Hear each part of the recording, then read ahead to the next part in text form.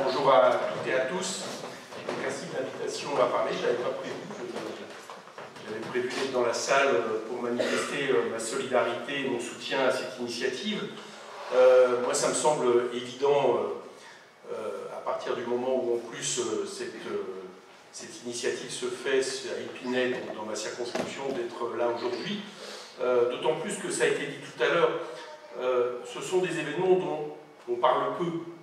En tout cas, on n'en parle pas à la hauteur de ce qui est en train de se passer par rapport à une minorité religieuse qui, ça a été dit, est très certainement aujourd'hui la minorité la plus discriminée au monde, dans un silence quasi total. On commence un peu à en parler, enfin il y a peu de gens, vous l'avez dit tout à l'heure, et évidemment c'est signe d'une anormalité terrible. Bon, quand on voit la manière dont sont traités les Rohingyas, avec le fait finalement de se retrouver quasiment dans une situation d'apatride, parce que c'est ça qu'il s'agit, puisque ils sont dans un pays, on les refuse dans un autre pays. Il est maintenant question, si j'ai bien compris, qu'on ouvre des centres humanitaires qui seraient plutôt de grands centres de rétention. J'ai pour ma part vu que les associations humanitaires en sont à les refuser tellement les conditions d'accueil sont des conditions qui ne seraient pas dignes, j'allais dire, du droit international et des simples droits humains.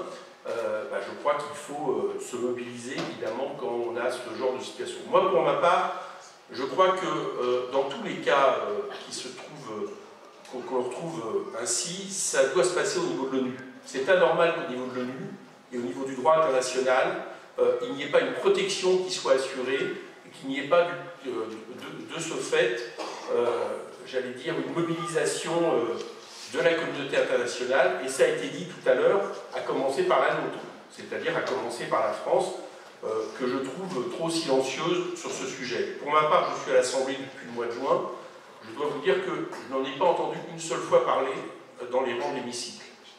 Bon. On a réussi, il y a quelque temps, avec beaucoup de pression, à parler de la situation anormale de ce qui se passe en Libye par rapport aux migrants qui sont réduits en état d'esclavage.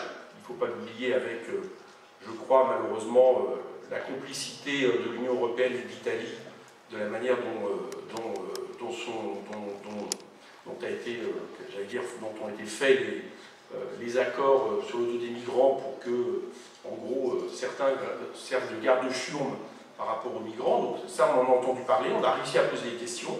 Mais alors, sur cette question des Rohingyas, il n'y a rien du tout. Zéro. Donc, pour ma part, moi, je m'engage à reposer une question écrite au gouvernement.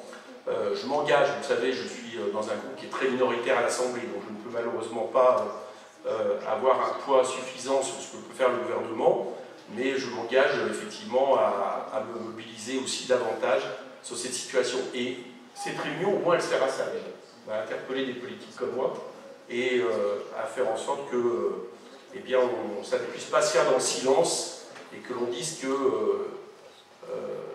ce qui se passe dans cette partie du monde par rapport à une minorité musulmane est quelque chose d'intolérable. En tout cas, voilà, c'est pour l'instant la seule chose en réalité que je peux faire.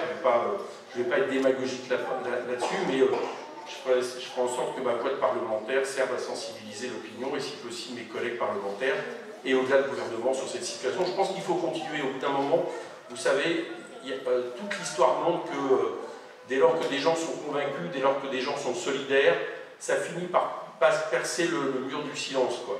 Et là, je pense qu'il est vraiment temps que le mur du silence soit abattu. Voilà pourquoi je suis ici et pourquoi je vous apporte ma solidarité à ce qui se passe là-bas. Merci. Ce matin, sans que personne ne s'y attende, on découvre Omar Sy dans un camp de réfugiés au Bangladesh. Son discours veut attirer l'attention sur la situation alarmante de ces Rohingyas, minorité musulmane persécutée en Birmanie.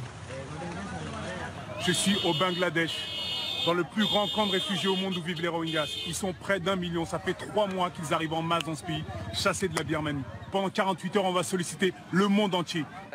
Un appel aux dons et une stratégie de communication bien rodée par la jeune star des réseaux sociaux, Jérôme Jarre, à l'initiative de cette nouvelle opération. Unissons nos voix pour aller demander aux entreprises de participer. Et tous les budgets qui seront débloqués dans les prochaines 48 heures, nous on sera sur place. Je vais rester sur place pendant plusieurs semaines pour être certain que tous ces fonds iront directement aux gens. Des têtes d'affiche sur réseaux sociaux en quête d'humanité face aux crises humanitaires. Et voilà le monde sensible.